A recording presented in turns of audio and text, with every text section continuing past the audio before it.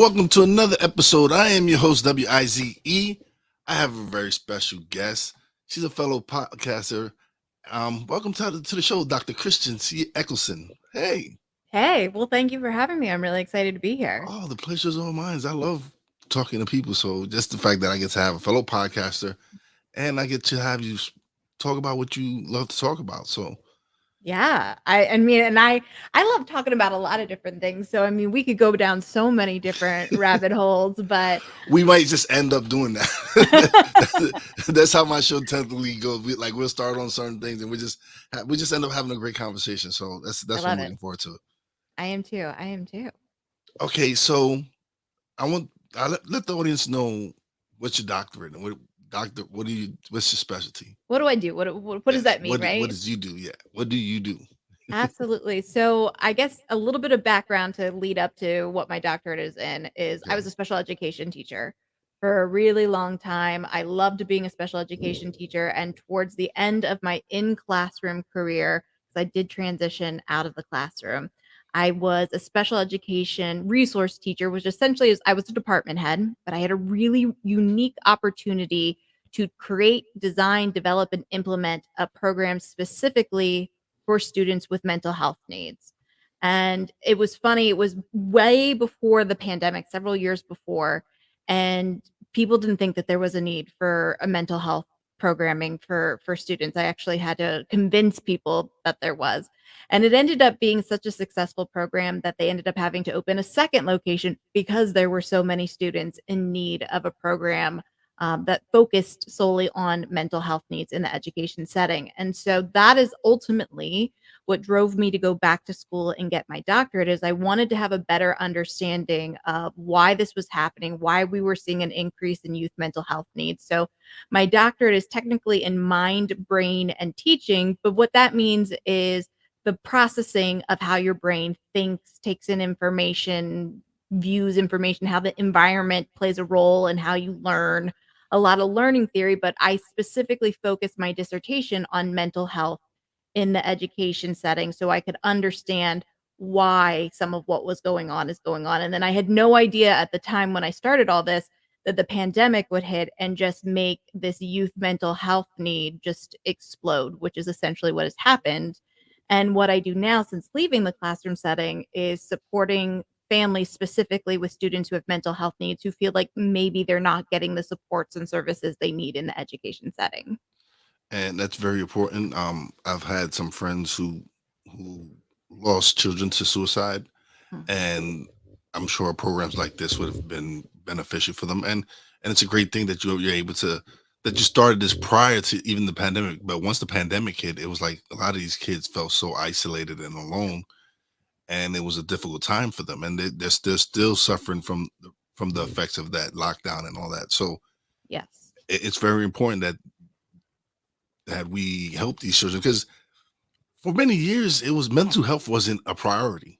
No. That wasn't something we spoke about. If you actually went to see a psychiatrist or went to any therapist or anything, people would just label you.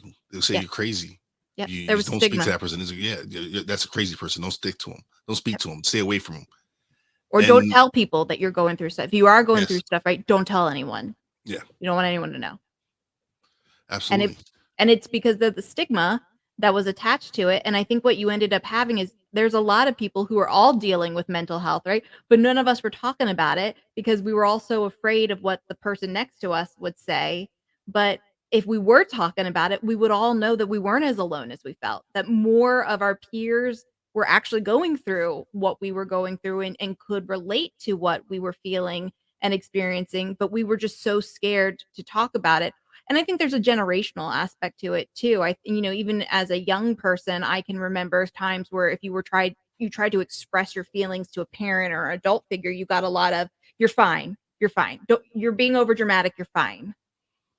Yeah, no, you're absolutely right. Because I'm 46 years old, and I come from a generation where we didn't, especially in the Black and brown community, this is not something we discuss. This is not something we didn't go to therapy. We didn't seek help because again, that stigmatism, that label, we didn't want to be labeled the crazy person in the family, or we didn't, or whatever it was, and so it's but because I believe me, I'm sure a lot of people in my generation can can definitely attest to having a lot of mental health issues, and it's just crazy that now it took such a long time, like now, this time now, for people to realize that yes, there is a crisis here with a lot of mental health issues.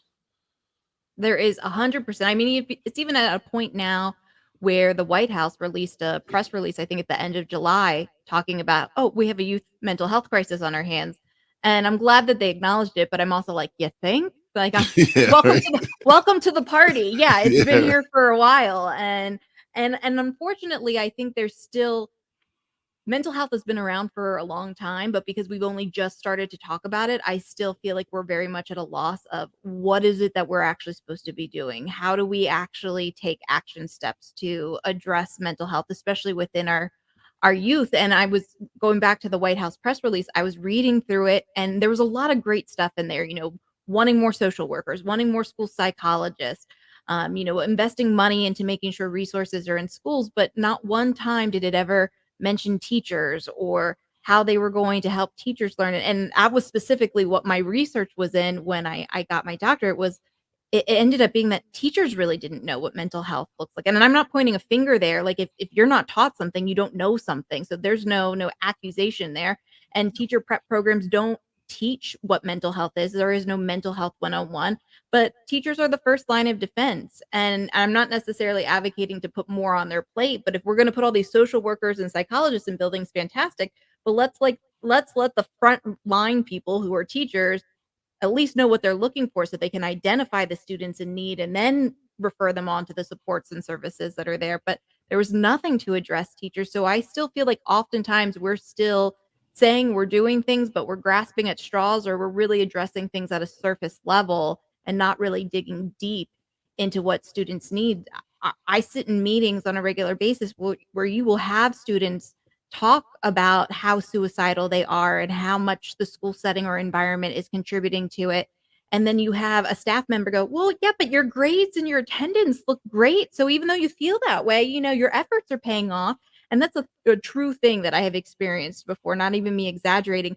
And I can't believe what is coming out of people's mouths. I mean, you're literally saying to this kid, "It's cool that you feel this way about yourself, but at least your grades and your attendance look great." So, I mean, what kind of messaging are we giving to kids about self-care and making sure that their needs are being met?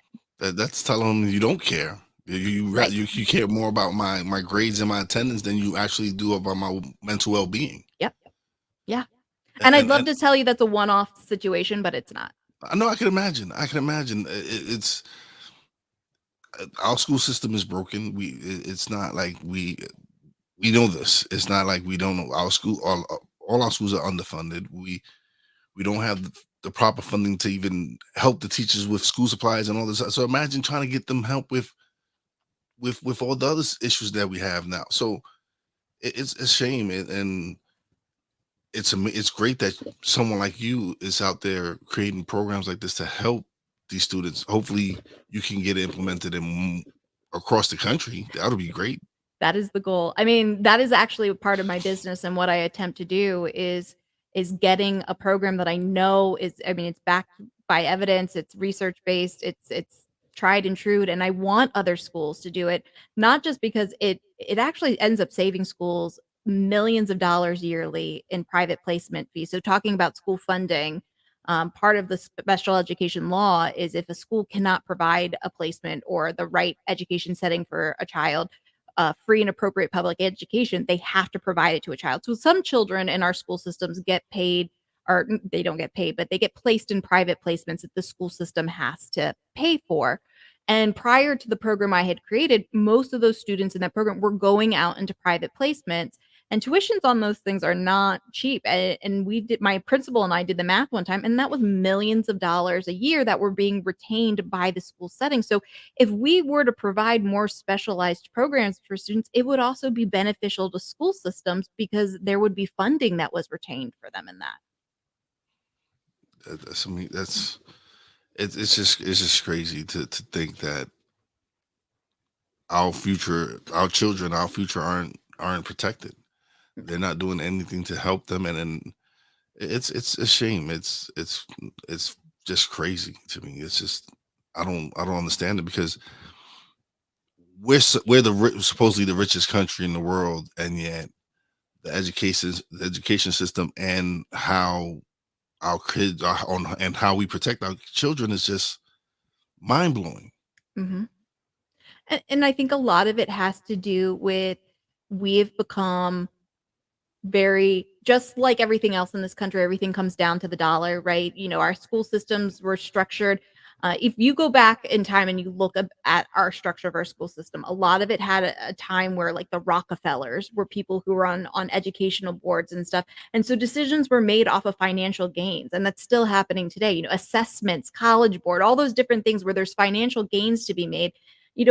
Other countries don't have some of the assessments and stressors of assessments that we do, but it's a money-making ploy here in this country, and so it's really hard to fight some of those things because of the fact that it's so embedded in this rich, long legacy of how we, get funds and how the money gets handed from one hand to another, and we've started to lose sight some time ago of how that was impacting students and what is actually the best thing for students. There's so much research and evidence now that shows what best practices for learning looks like, but we don't implement them in schools because it would be outside of that one size fits all box that we've been operating out of for the last 200 some years. And we know that like a lot of things, especially for like kids who are neurodiverse, your ADHD, or autism or dyslexia, there's a lot of learning practices that are just good practices that every kid would benefit from. But instead, we make those kids feel ostracized and out, like outcasted, and they have to have special programming and special things, which just make them feel like, what's wrong with me? When in reality, there isn't anything wrong with them. They're kids whose brains function differently, and we've made them feel like something is wrong with them when in reality, neurotypical, neurodiverse, everybody's brain is beautiful. Our brains work differently. It Differently, doesn't make yeah. us better or worse than the other person. It's just different. But the school is only aligned to be able to serve one type of brain accurately. And it's sad because No, I think it really impacts a lot of kids who have a lot of potential and talent. and it's crazy because now compared to when I was growing up, maybe it's just we just didn't know, but we have a lot more children on the spectrum now than I remember when I was growing up. Absolutely. And And I do think to some degree diagnosing is happening more frequently than it was yeah, in the past. okay, yeah, In the past, and it used to be like you're quirky, right? You're yeah, quirky. You're yeah. you're different, unique. Yeah, is you're weird or whatever it was, whatever. And let's be honest, that's how it was. It was always some, but we all have our quirkiness, or we all have Mhm. something quirky about us that we do that somebody might look at and be like, Why are you doing that? Yeah, that's weird." But that's something I think that's the uniqueness in all of us that we're all different. Our brain works differently, Mhm. and that's just life. That's how it is. But you're absolutely right with the way that they treat them like no, they like secondhand or whatever it is, or they're just not focusing on trying to help them the correct way. They're thinking that all brains function the same way. No, No. studies show that they're not. They don't. And to trying to throw the same, like just keep trying to fix it the same way, it's not going to work. You have to find new methods and you have to find new ways. You have to have true experts like yourself come in who have the stats and the studies to show that hey, there's something we can do. There's different programs we can implement to Mhm. help these kids. Yep. But we have to have people who have actually been in education or have recently been in education making the decisions. Unfortunately, there's so many people who are not tied into having been a classroom teacher who are making these higher up decisions. And I think it's also fair to say that the type of student that exists right now is a very different type of student than the one prior to the pandemic. The needs just look so drastically They're, different they're than they did. behind. They're behind. To And me, and more than just academics too, social, emotionally and too. yeah, yes, they're behind. Definitely, they're behind. And that year of being away from their friends and being away from other kids to be able to build those relationships with each other and all that, that has set a lot of kids behind. and we're gonna see it coming. We're gonna see it in the generations to come. It's just Mhm. it was just crazy. I mean, just in their social I'll give you, a real a real life example we went through. So I have 2 elementary school age children, and they recently had a school dance, like Monster Mash for Halloween, and there ended up having to be an email that went out to all of the parents because these kids just tore apart the gym, and this is even with parents present. I mean, they were destroying the decorations, they were running in and out of the gym, there was bullying, there were people eating snacks and then just throwing the trash on the floor. And I say that just to show that there is this level of, I think every child as an individual is probably fine, but when you get them in this group setting because they missed that year and a half, 2 years of critical social skills, it shows that they don't even know how to act in a group setting appropriately. Wow. And I know that's just one example, but I know that this is happening everywhere. We hear different types of stories. And then I think a lot of it, it shows how much of social interaction is so important to development. And that kids, regardless if they were young kids when the pandemic happened or even older kids, because I'll even say an adult story. I went out to see a concert or something recently with my husband, and it was closer to when everything first started to open back up. And these kids were just like getting up and down to go to the bathroom. We went to see a comedian, and I don't care. You have to go to the bathroom, you have to go to the bathroom. But when you have to go to the bathroom 15 times during a 2-hour show, and I've had to stand up 15 times to let you and your friends in and out, and it was obvious to me that they were like newly 21-year-olds who had like never Yeah, gone out drinking. to drink at a show in public before. Like this was their first like 21 experience in public type of thing.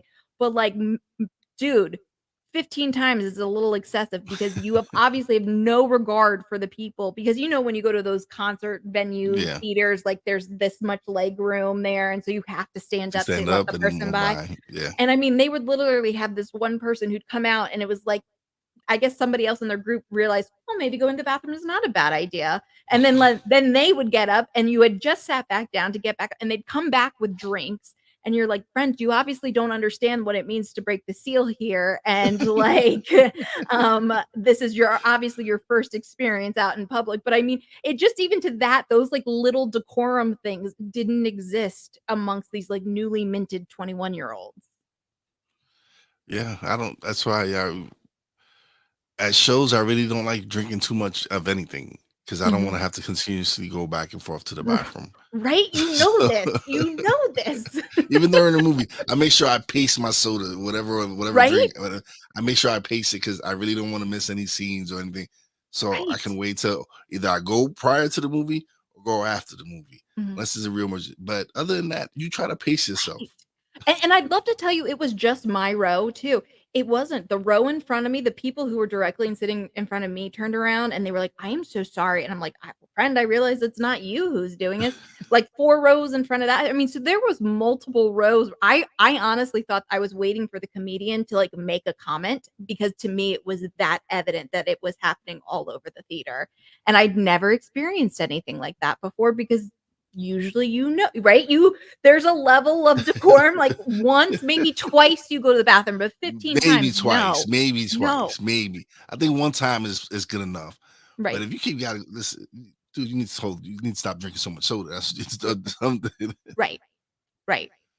But So, I mean, so you see it, like, it didn't matter if you're an elementary or you were a young adult, you see this social impact that has occurred. yeah. So again, the reason I love the live is the interaction is people like Tony come through and saying, I believe our minds are part of the core of the big picture. He also goes, when we as an individual understand our mental health affects not only us but our life in general as well as others, Mhm. basically our relationships, and we have to incorporate self-awareness as well as self-love. Mhm. Yeah, Absolutely. And so much of that is missing right now in schools. The self-awareness, the self-love, the making sure that our minds are right. I tell teachers and people I work with in school systems all the time is as teachers you can get kids to learn that we're taught how to do that, but when kids aren't available for learning and then we're still trying to shove learning down their throats, we're just fighting with kids. Kids aren't benefiting from it. And I felt like when we all came back from the pandemic, it's like we just expected everything to go back to normal, and we wanted it back to normal as quick as possible, and didn't address the elephant in the room, which was the fact that things aren't normal. That things can't just go back to the way that they were. Something has changed, and we can't just go back to this old operating system. And we just skipped over that. We just expected kids to get right back in tune and right back in step with how everything was prior to the pandemic. Yeah, I agree with you. And again, I've seen it with friends that I have two friends who took their child took their lives, and Mm. it's devastating. And I can't imagine as a parent having to deal with that. And so and it's crazy because the rates have gone up. It was the numbers jumped like substantially during the pandemic. Mhm. These kids didn't know how to deal with it, and of course you still have social media and stuff. So if they were dealing with stuff prior to it in school and all that, now you're getting a full dose of it at all the time on social media from people who are bullying you or whatever the situation was, or not being able to interact with your friends. Yeah. I think kids have it worse now compared to when I was growing up, because if I was getting bullied at school, it ended at school. Yeah. Now you have Instagram, TikTok, Facebook, school, you have cell phones, you have all these things where they can attack you. Yeah. So they're dealing with a whole different animal compared to what my generation had to deal with. Absolutely. I mean, yeah, I didn't have to deal with any of that either. Any of the social media stuff that wasn't a thing. Even in college, it wasn't a thing that I had to deal with. So I do feel bad because I don't think kids understand the repercussions. And you're right, it doesn't end at school, and bullying is still a huge issue and is still a huge concern. And I think some of it has also probably stemmed from, we know people bully because they themselves are hurting, and with the amount of people that are hurting from the fallout of the pandemic or even prior, and then loading the pandemic on there, I'm not surprised that bullying is continuing to be a significant issue. And I also feel like too, we and I'm transitioning here a little bit, they're not necessarily 100% correlated, but I feel like kids' resiliency is impacted a little bit too. And there's so many factors that could be leading to that, but we definitely have, I think, hindered kids as adults. We have helped hindered kids' resiliency and perseverance, and that has also led to not being able to have some of the skills to cope with people being mean or bullying. And not that I'm okaying bullying, it should never happen, but when it does, I think sometimes kids don't have the skills that they need to cope with it too. And that has stemmed from, in all honesty, I think it stemmed originally from a place of love. I think parents and remembered, our generation, we remembered like, yeah, these feelings stunk and I didn't like feeling this way, or I didn't like, not winning or dealing with whatever I dealt with. And parents attempted to try and keep kids from having to feel some of those feelings. And again, it was coming from a place of love.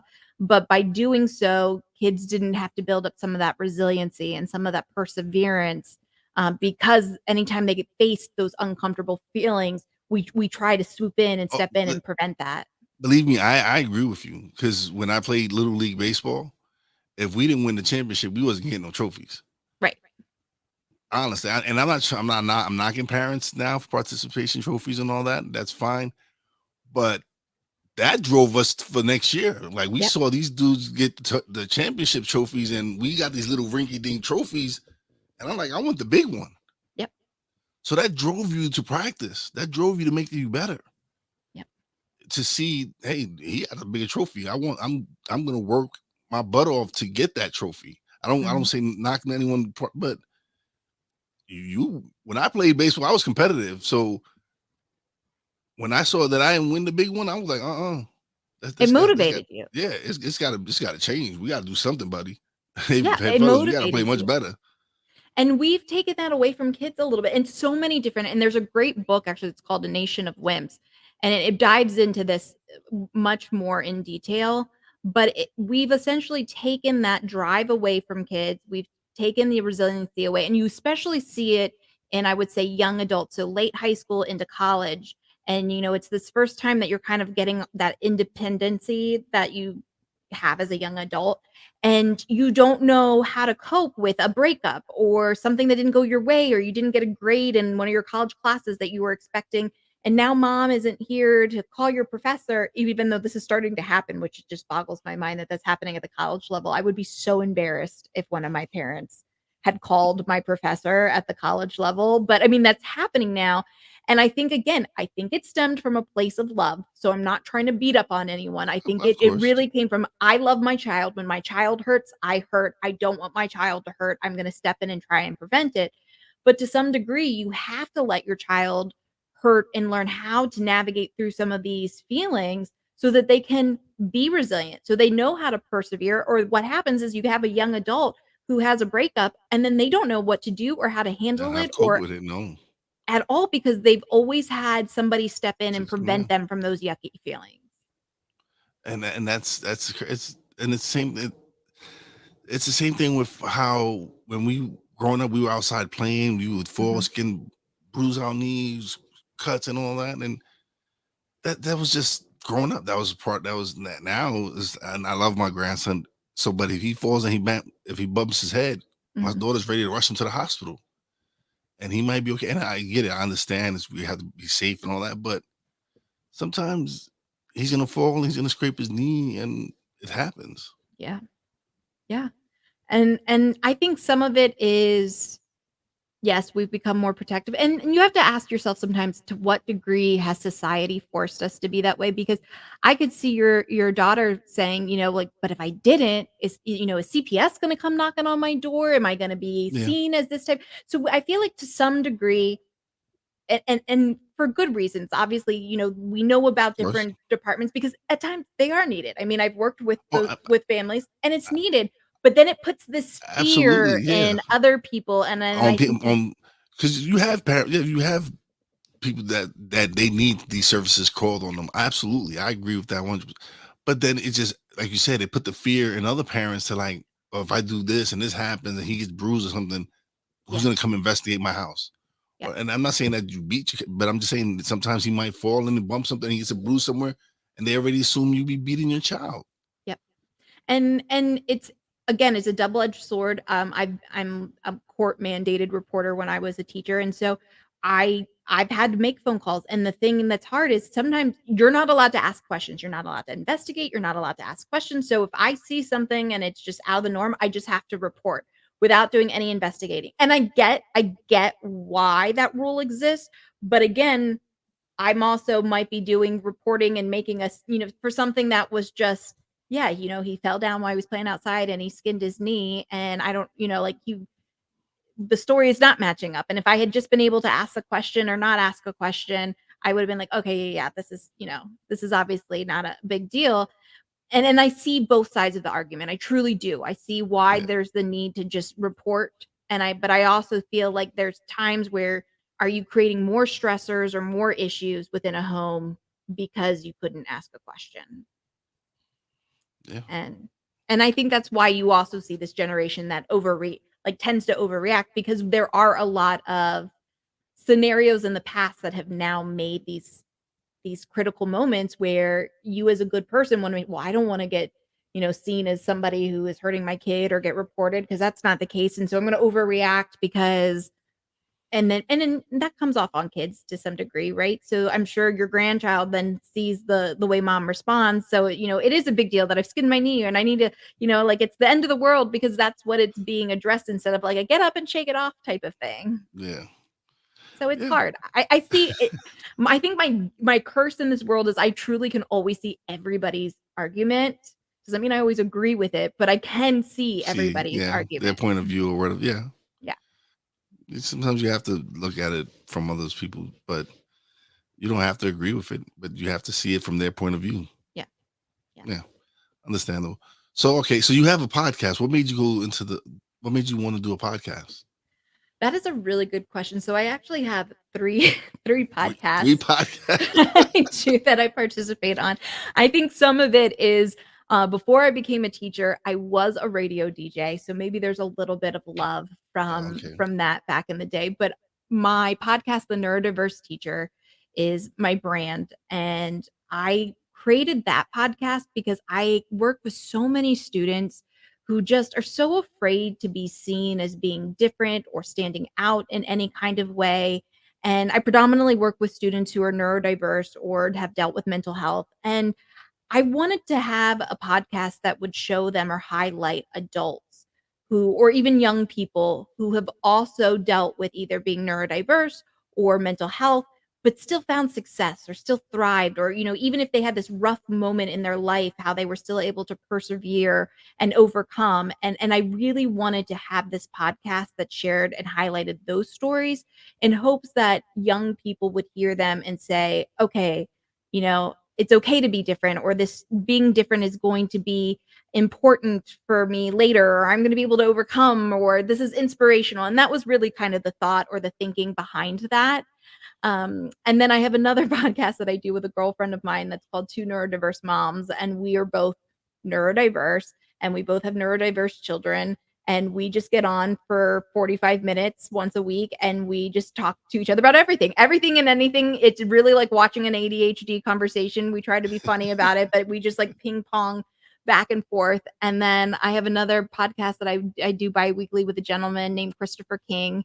He goes by King, and it's called The Growth Perspective. And on that podcast, we take some current trending topics, and we talk about them through the lens of a growth mindset. And it's interesting because we both have very different backgrounds, so we bring very different perspectives, and we always try to address growth mindset, though, is kind of the core of that podcast. And looking at, I think we did Dahmer. Next week we're doing Kanye, yay. And all Yeah. we're tackling that. I know that's a big one to unpack, but Oh, all we through yeah, yeah, all through growth mindset. me and my nephew touched that on one of our, we do a weekly Friday show every Friday, and Ye was our last well, he's been our last 3 or 4 episodes, honestly, There's a because he's lot to been, unpack there. oh man, it's a lot. It's a lot of work. But no, it's crazy. But so one of my listeners, sick viewers, listeners, all that. He always on the show. He wants to know, what was your DJ handle? Oh, that was good. So mine was KC. So the C in my middle initial was my maiden name, which was Collins. And so I was KC. And then that was when I started off in radio as an intern in high school on Hot 99.5, which is a Washington, D.C. area radio station, kind of like the pop station. And I Okay. started off with their morning show, and I was the underage intern was my handle. And then when I turned 18, I became the intern formerly known as underage intern. And then when I went off to college, because I had those credentials, I was able to get the weekend DJ position at Kiss FM, which was Ocean City, Maryland's big pop radio station, and that was KC on the radio. So I had set myself up for a nice little broadcasting career, and then all of a sudden realized one day that I didn't want to have to move around all the time. If all of a sudden my voice didn't meet that genre of music anymore and I'd have to Yeah. move, that I didn't want to do that. But you're back in media now, so Yeah, I mean, I always loved it. I always had a and passion for media. I enjoyed it.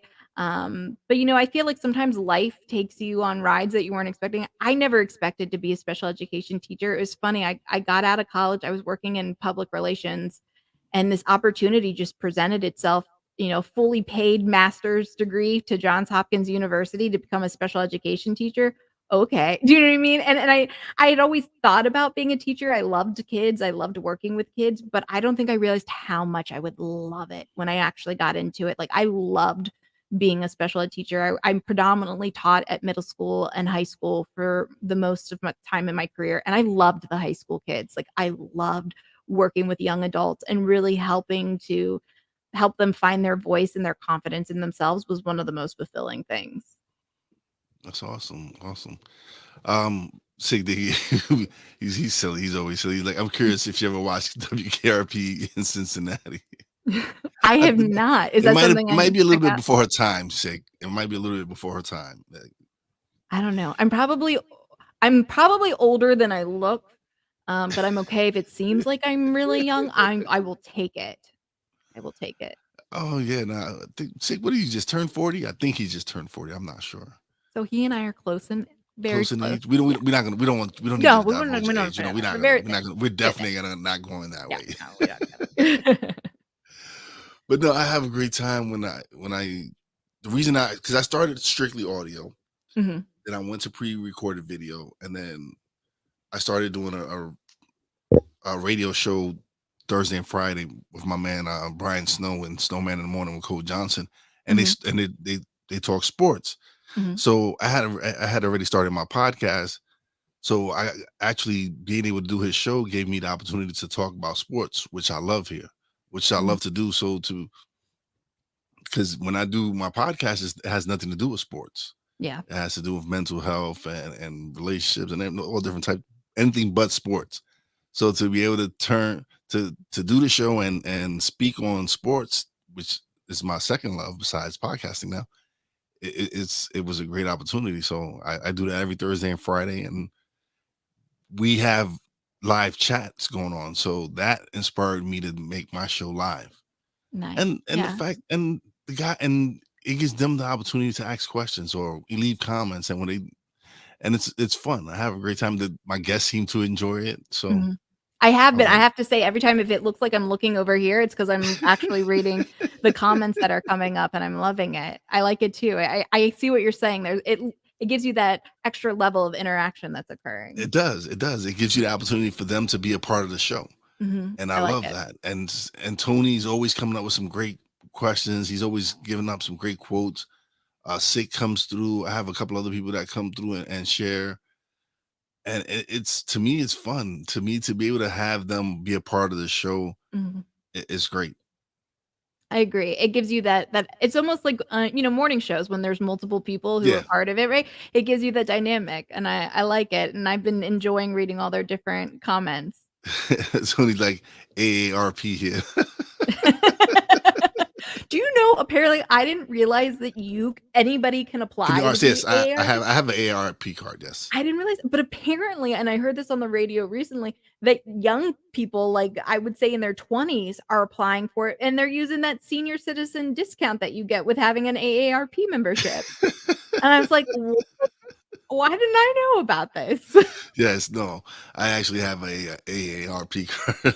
I do. I'm not You and gonna the lie. 20-year-olds apparently, getting that discount. But I'm not that far from there. It's yeah. I have a few more years, but yeah, I have a card. My wife filled it out and she gave me one. So That's a good wife right there. hey, you get a lot of discounts. You definitely get a lot of discounts and Well, stuff. that's So that's apparently why this 20-something-year-olds are doing the membership because it's worth the travel and food discounts that you get with yeah, it, and, I I mean, it makes save on sense. glasses. I save on glasses and everything. Like where I get my glasses done, they take Mhm. ARP. You get like a 30% discount. Hey, I'm not I gonna mean, I say no. get it. I'm not knocking it. I'm not knocking it at all. Like, I just thought it was funny that the 20-year-olds were the ones who figured out, like, "Hey, there's an advantage to this, To and I'm having gonna the do." ARP card, Yeah, and I'm there gonna is. do it. Yeah, because they have vacation packages. They have all different Mhm. things you can benefit from. Yeah. Listen, I have to give the younger generation credit. They are very savvy when it comes Yeah, to investments and savings. Like these are things we didn't I know I wasn't taught growing up. yeah. So for them to actually be ahead of the game and know that, hey, I need to invest in whatever or whatever they're doing. But some of these 20-year-olds are becoming millionaires. I know. I'm like, it's one of those things where I see it and I'm like, "Get it," like, "Get Go it." get And that. then part of me, I'm like, "What did I do wrong with my life? I was born in the worst generation." I'm like Well, the forgotten generation that's stuck in the middle of the boomers, and then this awesome generation who's like, "We're gonna make stuff yeah, happen." but listen, we did make stuff happen. If it wasn't for the lot of the stuff they enjoy, we have a That's major true. part of it. We're the first generation of tech heads. Like we had the first gaming systems and all that, and first computers. So without us, they're stuck. That is true. That's true. Thank you for bringing me back out of my hole that I had dug for myself there. But yeah, but I'm very impressed by young people today. And I do think to some degree, love it or hate it, TikTok. I mean, my husband and I were even saying the other day, we always start our conversations with, I heard this on TikTok, and we're like, how awful does that sound? That's where we're getting our insights Listen, from. my wife texts me something every day. It's like she sees something, but she'll send me something like if it's food, if Mhm. you're like, oh, we gotta make this, or if she's something to see something that's funny, or even with I guess she saw a TikTok of how much people were making on Instagram and YouTube and TikTok, and Mhm. she's like, here you go. I need you to see these numbers so you can get motivated and start generating these views. Yeah, But she's very supportive now. She has my back. She I love the fact that she's very supportive of me doing my podcast. that's So nice. when she realized that this was something I was passionate about, she was Mhm. like, all right, what can we do to make this a business? She helped me start Mhm. my LLC. We started a production company, and she's the brains. She's That's the brains of the operation.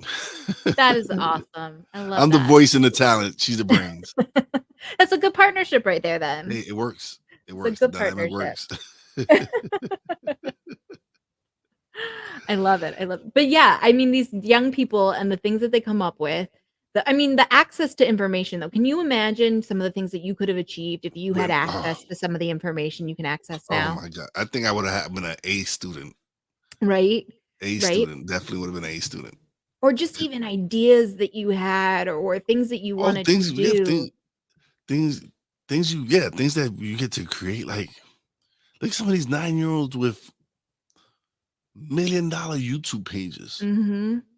Mhm. from doing toy reviews or someone doing reviews on tech gear or whatever. It's like the opportunities now, and I'm not complaining because this is giving me an opportunity to find my passion and find what I love doing. Mhm. So I'm glad I discovered it. I'm glad I discovered that I enjoy doing this. That this is Mhm. something I'm passionate about. So, but it is amazing though how now how different the landscape is as far as how you can make income. And just the way you can get yourself out there too, like, I have told my husband and my friends on multiple occasions, like, "Man, I wonder if I were even if I were to live the exact same life I've had, but social media had just been what it is now when I was in my 20s." I shared that I was a radio DJ, right, on some of the biggest radio stations. I'm like, "Man, would my Instagram following Be would have been crazy. hella better than it Be is right crazy. now," right? Because I'm not starting with But that platform right now, I or saw your I Instagram following though. I saw your oh, Instagram. It's not it's small. not horrible. It's not horrible, No, but it's not horrible. but I I'm think not gonna blow about you up, but it's not bad. It's like I'm like, oh man, I need to get that kind. I want to get that number right there. It's not a bad number. well, I appreciate that. Thank you. But I think about though at a time like, oh man, it would have been Oh, I feel like it would that have was been triple. It would have been triple digits. That's for it would have sure. been a lot bigger, a lot easier of a It reach, would have been triple digits. Yeah, I agree with that you. would have and I You'd have also seen the triple digits and then the K after it. that would have been exciting to me, and I also do when I was younger, I sang, like, that would if I had done anything differently, I would have gone down the music path. I definitely I'm amazing parents, but I definitely had, like, the boomer, like, get a real job type of parents, like, Yes, these you dreamer gotta things get a nine are to five. Go to yes, college, get a 9 to 5, work that's there for success. 30 years, get your Yeah. golden watch, and retire. Yes, Yes, waiting tables while you're going to attempting to school. get your Yep, dream or whatever is not, you gotta get a real job. That's of success. course. And Yeah. I love my parents. They're like I said, they're great people.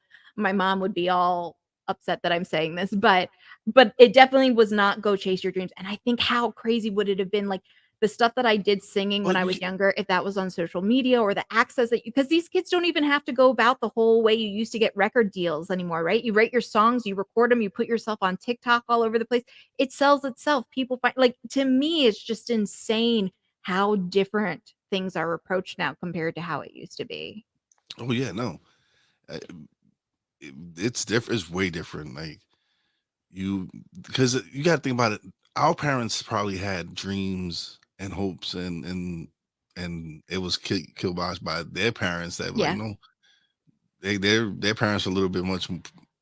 The children of the children of the depression. Yeah. So Yeah. it was different. It was a different time. But my mom was always supported whatever I've wanted to do. She's like, if you want to play sports, you want to do sports, hey, let's do it. If you want to go to school, become a lawyer, hey, let's. So she's always been supportive of whatever I've wanted to do. So Yeah. Yeah, that's nice. That is very nice that you've had that. And like I said, I had great parents and they were supportive parents, but it definitely was like when I was like, I want to go sing and or do music, it was like, that's nice. Why don't you become a teacher and then you could spend your summers doing that instead type of situation. So, but yeah, I mean, I envy some of the young people to a degree, but I also worry too that to some degree, how is all this access to information and this obsession with social media? Does it also have a negative aspect as far as mental health goes too? I mean, what are these kids? Are we constantly comparing ourselves? And I don't know if you've seen some of these documentaries, but they talk about how fake some of these like Instagram accounts are, and it says I'm at the Ritz, but you're really in somebody's backyard that you sprinkled a couple rose petals in their kiddie pool, and you try to take pictures and say, here I am, here's my wonderful life. And you can go and rent, I know in California they have these things where it looks like it's the inside of a private jet, but it's not. It's like a like a studio type thing, yeah, like studio, yeah, and yeah. you can go take pictures and it looks like that you're in your private jet, and so to some degree, like, I always do wonder, how is this also contributing to some of the mental health that we're seeing happening too? Like, we're way more aware. We know more information right now than we have ever known in human history, and is that actually a negative sometimes? Does that actually contribute to our anxiety and some of the things It's we're yeah. It feeling? to me, like I watch. My wife is always watching 90 Day Fiance and stuff like that, Mm, and so when TLC comes, so there's this new family of sisters that one of them was Miss Universe, and they have a show, and I'm like, why? I'm like, why? yeah, I've had that thought too. I won't say the one that I think of why on a regular I basis, can but imagine. I can imagine. I already know. There's a few of them. I'm like, mm, why? Why are you famous? yeah, What is so special about you that you're? And I can't knock them. They doing their thing, but it's a distraction. That's yeah. what it is. No, I agree. I agree. There are a lot of reality television shows of and you know what? I'm just gonna say it. I'm gonna be hated, but like even the Kardashians to a Oh, degree, I'm like, that was number one to me. what are we so fixated on here? Like, what are you doing? I mean, essentially that show is what got them some of their other things that they now are Yeah. moguls over, but what What was it that got you this show? Like, what other than, I guess, who we your know what father got them was? to Yeah. show. We know what got them to show. It's just how it's just It's And to me. how long it's been going on. Yeah, because it's people need to be distracted. I don't know why. There's there's better things to do than to watch the Kardashians and spend time Mhm. looking. Mhm. But listen, they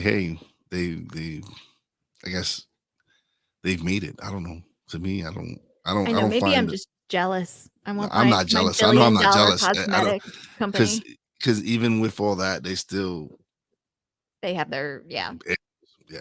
yeah. And I think So that if anything, it shows that not all the money and the power in the world can make you're gonna still have trials, you're still gonna have hardships, you're still gonna have negative things that happen to you in your life. Nobody gets to be immune from some of the oh, harder things they that live happen in under a life. microscope. Yeah. They live under a microscope. I would not want that. I would not want paparazzi everywhere. Not going to. I like to use the bathroom in peace. Yeah. Not have somebody stupid. So no, no, Yeah. yeah, no. I wouldn't want that. That's just too crazy. I Yeah. enjoy this. I enjoy being able to just have these great conversations and just have a good time meeting new people and learning. Mhm.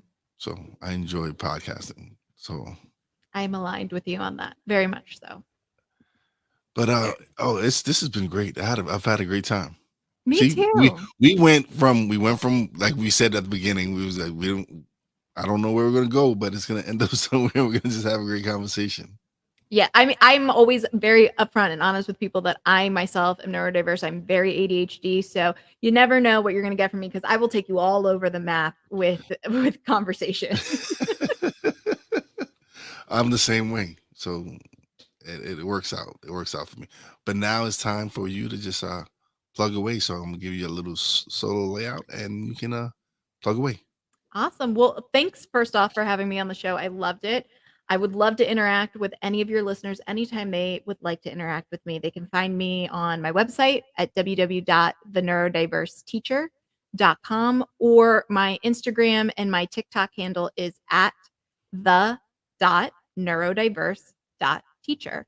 And reach out to me, hang out with me anytime. I always love sparking a conversation with people. Awesome. All that is it's in the description of the live show. So if you go back and catch a replay, you'll find everything in the description. Definitely check it out. Check out her website. Check out all her social media, everything. Support. Just follow. It doesn't hurt to support and subscribe. Definitely to her YouTube page. Definitely subscribe to her YouTube page as well. Everything's Yes, in the gotta do description, that. people. Yes, everybody definitely go and subscribe. But don't leave just yet. I'm gonna give my shout outs, and we're gonna talk a little bit off the air. Love it. And great guest. Thank you, Kristen, for your time and insight. Thank you, Tony. Thank you, Tony, for stopping by. And Sick, thank you as well for all the comments you've put through, man. Appreciate it. All right, so let me go do my shout outs. All right, big shout out to everybody in the chat. Tony, Sick, BS3 for coming through. I'm sure that was Obama who says how we're both doing. Appreciate it, brother. Thank you for coming by and showing some love, man. And as always, a big shout out to my Real Wise fam, Bandy J, Bobby J. Love you guys. Big shout out to my wife, the boss lady, Fina. Appreciate you, baby. Big shout out to Dr. Kristen for coming through and having a great conversation, man. This is fun. I love it. And as always, a big shout out to all the essential workers out there. God bless y'all. Be safe. You know how your boy Wise does it. Peace out.